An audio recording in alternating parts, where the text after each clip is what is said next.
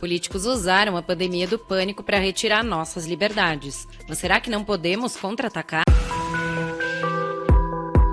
Esse é o Visão Libertária, sua fonte de informações descentralizadas e distribuídas. Este artigo foi sugerido, adaptado e traduzido por biólogo renegado, revisado por Marco Batalha e narrado por Salander. Imagine que você está caminhando por uma bela floresta. A paisagem é hipnotizante. Com tanta beleza ao seu redor, fica difícil manter o foco. Aproveite o momento, pois a experiência elimina o estresse e acalma. De repente, bem na sua frente, uma onça o está encarando. O tempo para e toda distração desaparece. Agora sua mente tem apenas um foco: sobrevivência. A alta capacidade cognitiva do cérebro desaparece junto com distrações, pois é muito lenta e não funciona bem em situações de sobrevivência. Ameaças produzem respostas fisiológicas que evoluíram durante milhares de anos. O estresse causado por elas, seja uma onça o encarando ou ameaças de médio e longo prazo, suprime o pensamento crítico e racional. A capacidade de pensar racionalmente sobre o futuro abstrato provavelmente é a característica que define o ser humano. O que fazer quando essa capacidade é sequestrada pelo medo? Recebemos tanta informação dos nossos sentidos que o cérebro constantemente filtra a maior parte delas. Isso funciona bem para garantir sobrevivência, mas às vezes distorções são criadas. Essas distorções mentais são usadas por governantes como meio de controle das massas desde o início das civilizações. Dentre elas, o medo é o meio mais poderoso. Naturalmente, valorizamos mais o presente do que o futuro incerto. Combine essa característica com a redução da razão pelo medo e a sanha de controle sobre outros de alguns tiranos, que temos a receita perfeita para uma espiral de desastres. Quando as pessoas estão com medo e não conseguem raciocinar direito, é fácil pedir ajuda para poderes centralizados. Esses poderes centrais, no entanto, nunca possuem conhecimento suficiente e acabam causando mais problemas, levando a mais medo. Assim, vamos abaixo na ladeira de desastres. Como Frédéric Bastiat disse, as ideias mais absurdas têm sempre uma chance com pessoas que estão sofrendo. Na teoria dos jogos, soma zero se refere a interações em que um jogador deve perder para o outro ganhar. É um sistema de benefícios fechado. Soma positiva, por outro lado, representa interações em que todos podem ganhar. É um sistema em que benefícios e nova riqueza são criados e não apenas transferidos. Trocas voluntárias são interações de soma positiva. Essa é a essência da criação de riqueza. À primeira vista, faz sentido pensar que todos deveriam buscar interações de soma positiva e evitar aquelas de soma zero. No entanto, em ambientes de baixa produtividade e alta demanda por recursos escassos, soma zero traz muita vantagem no curto prazo, enquanto o longo prazo é muito incerto. Isso muda gradualmente conforme a produtividade aumenta ao longo do tempo. Em toda interação onde alguém inicia força contra outro, o resultado sempre é soma zero. Por outro lado, quando a interação é voluntária, o resultado tende a ser soma positiva. Interações repetidas criam incentivos à honestidade e sistemas de reputação. Trocas voluntárias, produção e demanda mediada por preço criam riqueza. Soma zero por si só não é necessariamente ruim, pois é a base do status social. Status tem suas funções e está relacionado com reputação. O problema começa com a coerção, a iniciação da força ou ameaças críveis desta. Coerção é a base do poder sobre outros. Seu resultado é sempre soma zero no curto prazo, porém no longo prazo é muito pior. Em grandes escalas físicas e temporais, os resultados são amplificados para todo tipo de interação. Vários indivíduos interagindo voluntariamente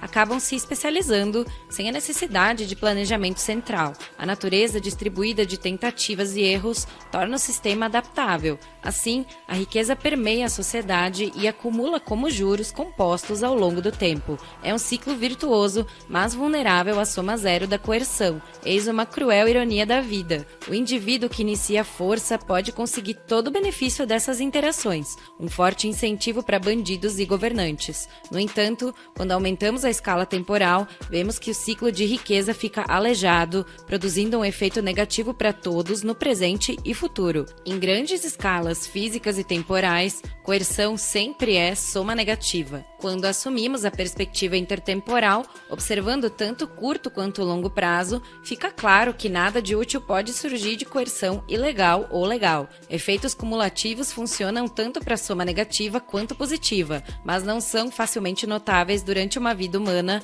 ou melhor, não eram notáveis. Graças ao aumento do conhecimento e da tecnologia, aquilo que era apenas notável em décadas ou séculos se tornou perceptível em poucos anos. Novas tecnologias estão deixando claras as diferenças estruturais entre soma negativa e positiva em sistemas naturais complexos, onde existe uma infinidade de agentes interagindo. A informação é bem processada apenas por pequenas unidades, ao invés de uma grande central de controle. Ou seja, no caso da sociedade, a informação está distribuída por ela, sempre inalcançável a governantes, mesmo que esses, por alguma anomalia, sejam bem intencionados. Esse é o problema do conhecimento local descrito por Friedrich Hayek. Autoridades centrais coercitivas nunca irão apresentar decisões melhores do que indivíduos. Governantes agem com uma perspectiva de cima para baixo, tendem a ver eventos como casos isolados, ignoram o sistema como um todo e estão desconectados das consequências de suas ações,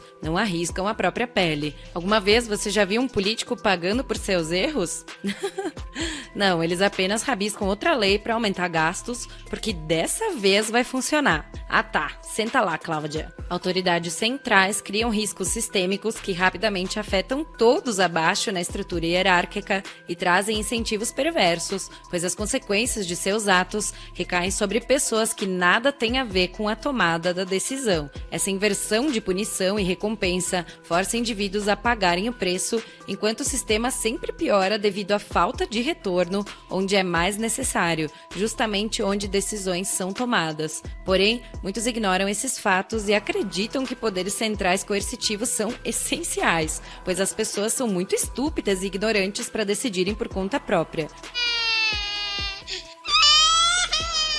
William Pitt the Younger já dizia: a necessidade é o apelo a toda violação da liberdade humana, é o argumento dos tiranos, é o credo dos escravos. Nós temos que esperar pelas soluções do Estado. Quando tudo piorar, não reclame, porque sem ele não existiria nenhuma solução. E se você tem uma opinião diferente, é porque você quer ver todo mundo literalmente morto, diz o senhor Bovino Gadoso. Isso significa que as pessoas superestimam o valor de uma única solução, subestimam o valor de vários experimentos paralelos e ignoram as consequências de confiar em um sistema onde os piores chegam ao poder. A beleza de sistemas distribuídos é que cada participante pode tentar encontrar soluções diferentes simultaneamente. E mesmo que a maioria possa falhar, o sucesso de poucos se espalha rapidamente por todo o sistema, enquanto o dano de falhas é pequeno e localizado. Em vez da insanidade atual, em que governos centrais coercitivos impõem confinamentos como a única solução, poderíamos ter várias pessoas tentando ideias bem diferentes. O compartilhamento e a troca rápida de informações criada por interações voluntárias eventualmente vai produzir excelentes resultados,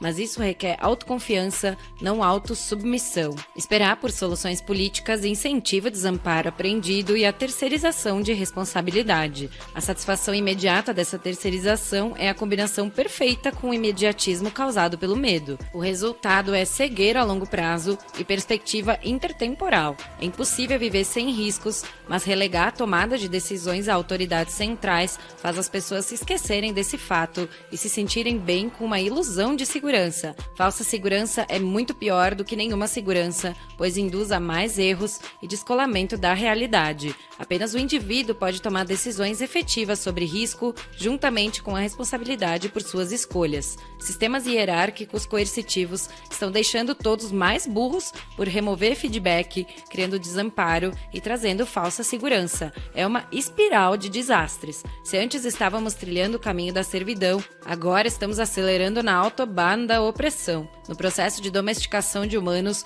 um dos feitos mais marcantes é a castração do pensamento independente, liderada por supostos especialistas. Por acaso, alguma vez na história da humanidade, houve um momento em que todos foram forçados a suprimir o comércio e ficar em casa por ordem de governantes tirânicos? Sob a pobre desculpa do bem maior e a ameaça do medo, o pensamento crítico parece ter desaparecido. Domus, em latim, significa casa, daí a origem da palavra domesticação. com toda a manipulação midiática, o alarmismo desenfreado e a coerção forçando o mundo à estagnação e à covardia dentro de casa, a palavra domesticação ganhou um significado novo. Tempo, o nosso bem mais precioso, está sendo desperdiçado com mitos de sabedoria hierárquica. O livre pensamento e o questionamento aberto, princípios fundamentais da ciência, estão sendo estrangulados por ciência politicamente correta. Quando a ciência se ajoelha perante governantes e é usada para justificar ações políticas. O resultado nada mais tem a ver com ciência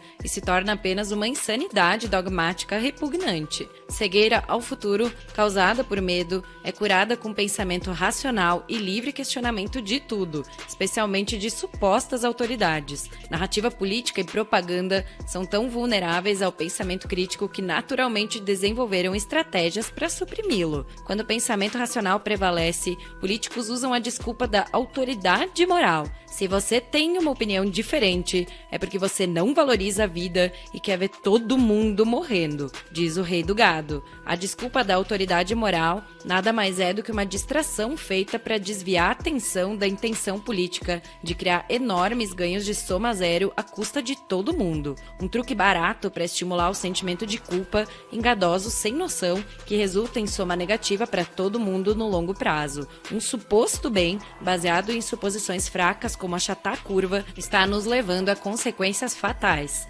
Essas medidas draconianas vão causar desastres muito maiores do que qualquer vírus. Mais rápido do que o covarde pânico da pandemia, espalharam-se propostas orwellianas. Fortes restrições de movimentação, comércio, questionamento e vigilância em massa tomaram o mundo de assalto. Uma mentalidade insana, normalmente reservada para locais onde as mais tirânicas hierarquias dominam, se tornaram comuns no mundo todo. Em vez de ler o livro 1984 como um aviso, governantes o leram como um manual de instruções. O desejo de salvar a humanidade é quase sempre uma desculpa para o desejo de dominá-la. Se a característica que define o ser humano é a capacidade de pensar racionalmente sobre o futuro abstrato, já passou da hora de deixarmos a perspectiva míope do imediatismo e enxergar as desastrosas consequências de longo prazo ao confiar em bandidos centrais coercitivos. Trocas voluntárias são um motor da prosperidade e da criação de riqueza. Tentativa e erro, em largas escalas, geram soma positiva,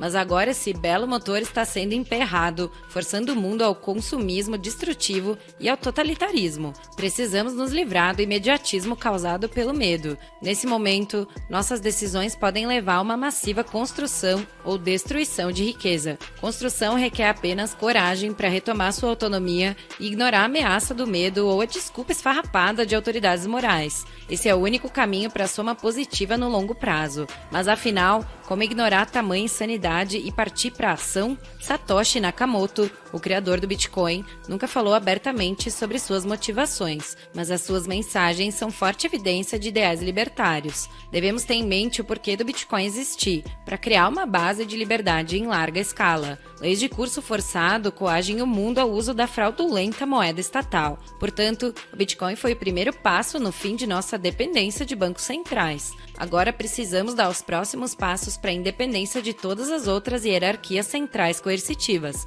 Para isso, precisamos seguir os primeiros princípios de Satoshi. Princípio número 1. Construa sistemas distribuídos onde a dependência em hierarquias centrais é eliminada por padrão. Esse é o problema mais difícil de ser resolvido e ninguém deve considerar o Bitcoin como a solução final. Ainda existe muito trabalho a ser feito em sistemas de consenso distribuídos. Centralização tem o poder de se espalhar mais rápido do que pânico de pandemia, e uma vez estabelecida não é facilmente eliminada. Uma boa fundação, portanto, é essencial. A infraestrutura da internet deveria ser distribuída, mas ao longo do tempo provedores regulamentados se tornaram o padrão. O mesmo pode acontecer com o mundo das criptomoedas se não nos mantivermos vigilantes. Princípio número 2. Respeite o indivíduo. A autonomia individual permeia o caráter do Bitcoin e permite interações voluntárias em um nível superior com a posse absoluta da propriedade privada em seu núcleo. Liberdade de participar em qualquer projeto ou buscar novas ideias era algo que Satoshi sempre respeitava.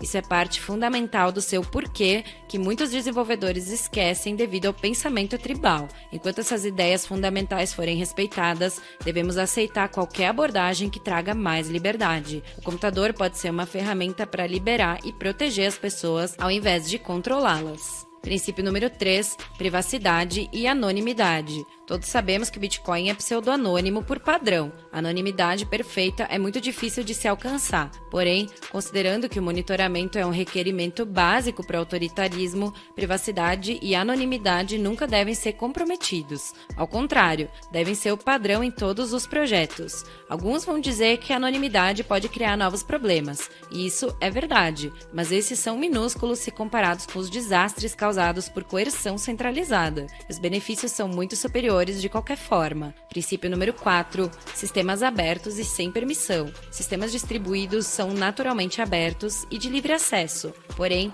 a ausência de barreiras de entrada deve ser uma forma de pensar. Sempre que desenvolvedores pedem permissão a reguladores, a inovação é estrangulada e a porta para a centralização doentia fica permanentemente aberta. Permissão para criar, inovar e participar fazem parte do domínio de burocratas que usam desculpas esfarrapadas como medo para manter um rígido controle sobre sistemas centralizados. Isso não faz parte do mundo cripto. Princípio número 5, ignore fronteiras artificiais. As únicas fronteiras a serem respeitadas são aquelas da propriedade privada. Nenhum ente coercitivo tem posse legítima de tais propriedades. Interações voluntárias sem controle ao redor do mundo irão levar a um crescimento econômico sem precedentes. Melhoras nessa área são relativamente simples na web, mas desafiadoras no mundo físico e é um solo fértil para empreendedores criativos. Princípio número 6, resistência a gargalos. O mundo cripto ainda é vulnerável a gargalos centrais, principalmente na interação com moedas estatais. A forma como usuários chegam no sistema novo é crucial, portanto, acesso fácil e interação mínima ou nula com sistemas centrais elimina o alvo para governos. Isso vale desde desenvolvedores, que devem tomar cuidado com suas identidades, até o resultado final, onde um mundo paralelo imune à coerção regulatória é criado. Princípio número 7, transferência de confiança. O Bitcoin requer confiança, porém não em um terceiro como em sistemas tradicionais, mas sim em uma rede. Vulnerabilidade a terceiros de confiança é vulnerabilidade à coerção central. Sistemas elegantes transferem a confiança de um único ponto de falha para uma rede distribuída. O Bitcoin é ótimo exemplo, mas esses princípios são blocos de construção para a liberdade em larga escala. Criptomoeda é apenas uma forma que esses blocos podem tomar e as interações de soma positiva que eles permitem vão criar progresso nunca antes visto. As ideias por trás do Bitcoin vão muito além do dinheiro. Uma consequência lógica que vale ser mencionada enfaticamente é: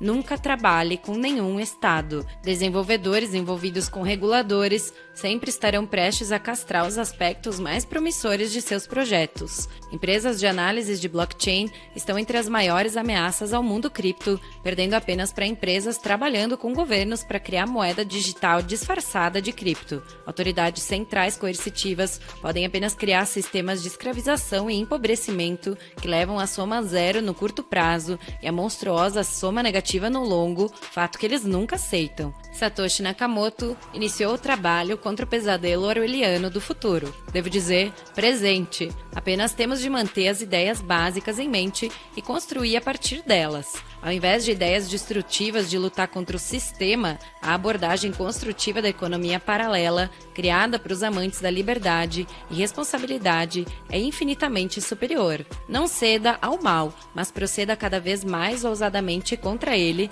já disse Ludwig von Mises. O futuro é sempre incerto. Esse fato da vida é constante incentivo ao imediatismo. Isso, combinado com o medo e megalomaníacos se fazendo de santos, resulta em fortes amarras que estrangulam a humanidade. Políticos amam negar a realidade e fingir consertá-la com intervenções estúpidas que só levam a mais miséria. O medo e a covardia idiotizante perante a um vírus criaram um tsunami de totalitarismo pelo mundo. Mas lembre que o resgate dos bancos por governos, à custa dos indivíduos, foi o combustível para o lançamento do Bitcoin. Massiva impressão de dinheiro, insanidade de lockdowns e vigilância totalitária formam o atual combustível para a novas soluções de independência de hierarquias centrais coercitivas. Está na hora de torná-las obsoletas. Se você não é um desenvolvedor ou empreendedor com a capacidade de criar ou financiar esses magníficos sistemas distribuídos, nunca se esqueça que espalhar essas ideias voluntárias também tem valor. Como Mises disse, ideias e apenas ideias podem iluminar a escuridão. Essas ideias devem ser trazidas ao público de forma a convencer as pessoas. Devemos convencê-los de que essas ideias são as ideias certas e não as erradas. As oportunidades para ideias certas e ação nunca foram tão fortes. Portanto, mãos à obra! Obrigado pela audiência. Se você gostou desse vídeo, clique no ícone de curtir abaixo e compartilhe o vídeo em sua rede social. Se você deseja ser notificado de outros vídeos, clique em se inscrever e depois no ícone de campainha. Até a próxima!